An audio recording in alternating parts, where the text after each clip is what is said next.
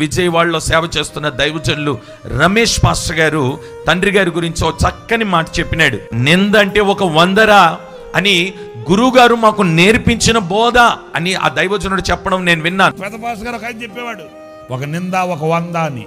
Secunderabad David Raj pastor గారు ఉన్నారు కదా, ప్రభు దగ్గరికి వెళ్ళారు. సికింద్రాబాద్ డేవిడ్ రాజ్ పాస్టర్ గారు, ఆయనకి వేదిక అంత ఇచ్చిన సరిపోదు, ఆయనకి అంత ఉజ్జీవంగా చెప్తాడు ఆయన.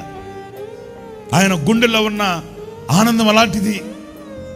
గంతులు వేస్తూ వృత్తులుగుతూ పరవశిస్తూ చెప్తాడు వాక్యాన్ని.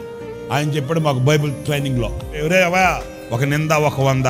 ఒక వంద కావాలంటే ఏం కావాలి? ఒక వంద రావాలంటే ఊరకనే రాదు. దైవజనులు డేవిడ్ రాజయ్య గారు, మన హైదరాబాద్ డేవిడ్ రాజయ్య గారు ప్రభు సన్నిధిలో ఉన్నారు.